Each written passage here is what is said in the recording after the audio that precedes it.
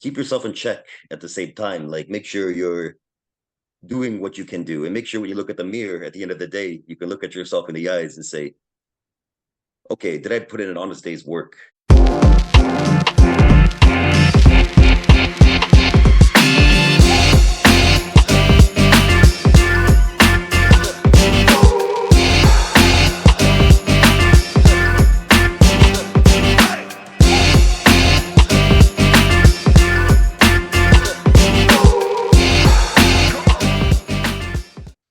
Hello, Awesome. everyone. I am Melissa Forziat of Take the Doughnut, here to help you get inspiration and get donuts. I'm a motivational keynote speaker, and today I'm bringing you a Take the Doughnut interview with Mackenzie. Now, Kyler is a Canadian guitarist who plays a fusion of Celtic and Spanish inspired music. Welcome, Kyler. It's so good to have you here. Well, thank you for having me, and thank you for the invitation. Very cool. Thank you. Oh, I heard your work and I just knew I needed to speak with you. But before we get into any of that, I have to ask you the obligatory first question. What is your Yes. favorite donut? Oof. Do you guys have you guys don't have Tim Hortons in the States, do you? I think you do, yeah. We It's don't. I used to live in Vancouver, BC for a little while, so I'm very familiar with Tim Hortons. well, I don't normally eat donuts anymore. Watching my figure, strict diet of but my favorite donut probably from Tim Hortons, which is like a Canadian donut chain, would be the honey crullers. I don't know if that means anything to you. Nice. Oh, those sound Yeah. amazing. Well, I said just a little bit about you up front, but tell us more Mhm. about yourself. What should we know about you? Yeah, so as you said, I'm a Canadian musician. My background is Portuguese, and I've been playing music, traveling around.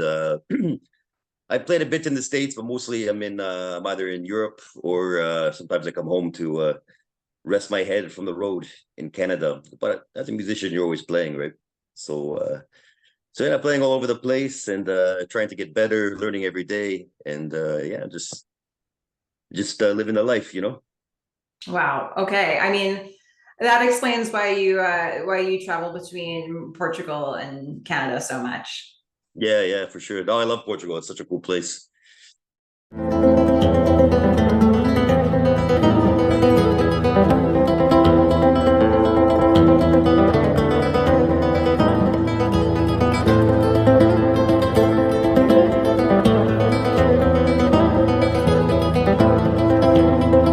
Well, let me reset this for those who haven't seen an interview that I've done before. So this is a Take the Doughnut interview. For me, Take the Doughnut is another way of saying carpe diem. It comes from this strange thing that happened to me in college where I left an actual donut on a table, and it became an object lesson for me in what it looks like when you leave an opportunity behind. So I don't want to do that anymore. I want to take the donut. That's a very Uh, familiar feeling. right? I think a lot of us can relate to it. No, I'll totally. link a video here for those who haven't seen that before. But basically, this conversation is all about going after opportunity. What does that look like, practically speaking, in our real lives?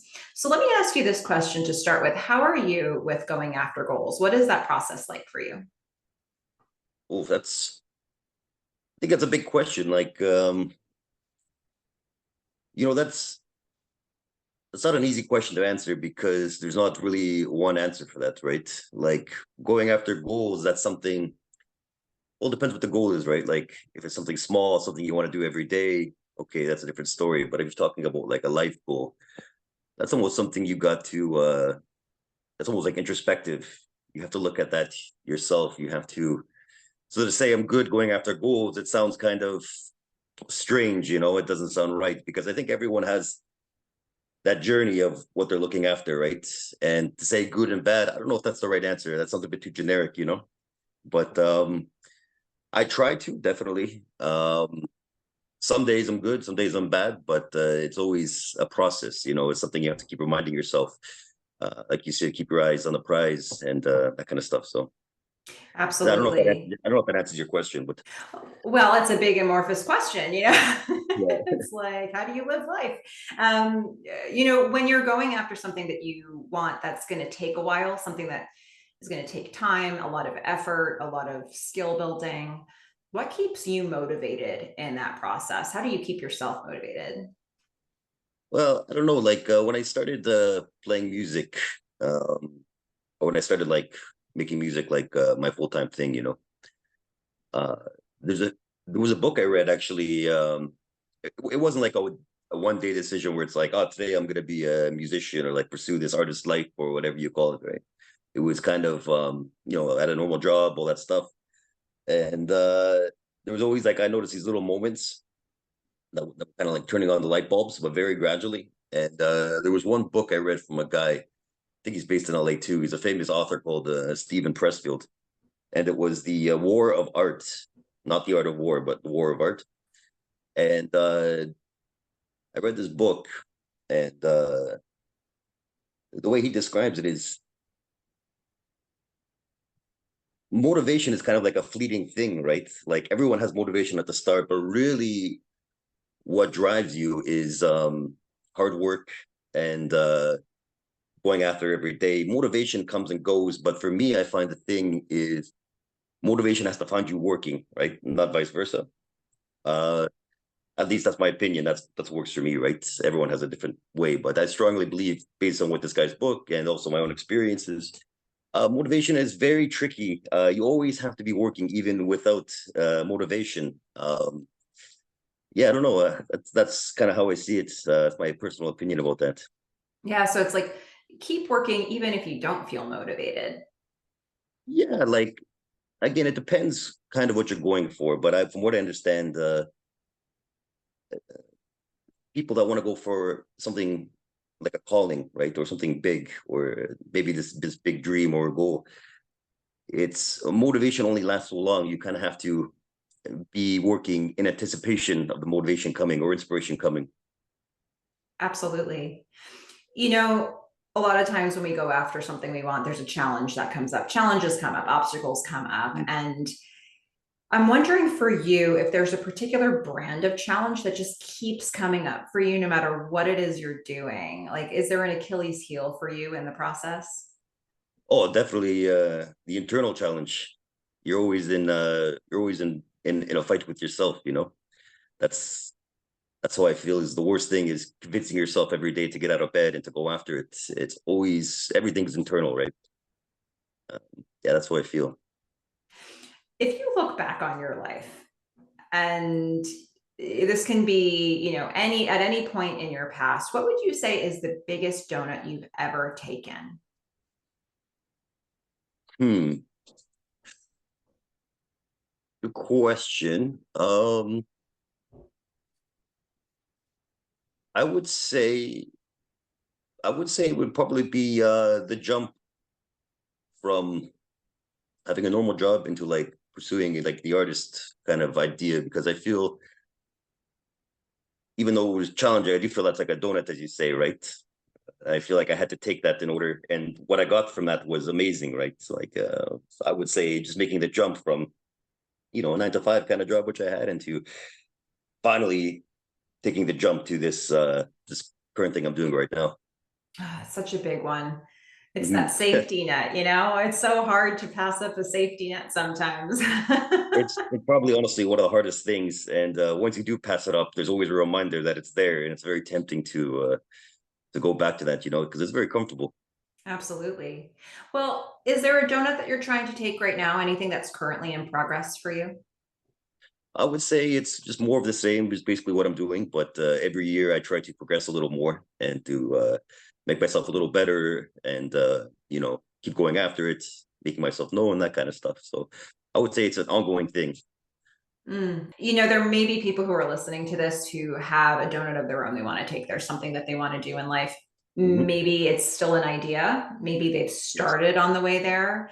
But let's sprinkle some encouragement. What would you say to those people who they have a thing they want to do? They're just not sure how to move forward from here. Well, there's nothing wrong with taking like baby steps. I feel that's a very safe and very logical way to do things. If you want to do this big grandiose move, of course you can just go in like all guns blazing. But there's nothing wrong with first of all asking yourself, is this really what I want to do? And there's ways to do that. You have to test it out. Maybe if you want to be a painter while you work a normal job, you take off 2 or 3 weeks and you see, can I just live like this? And maybe I can sell some things, make some money, right? And baby steps, I feel, are a very comfortable way to see if what you want is really for you, because ultimately you don't really know until you try, right? So just be patient with yourself. Again, take baby steps and try to be introspective, and also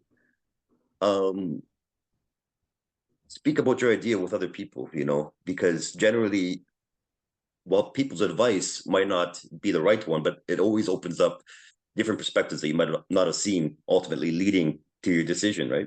Does that make sense? Yeah.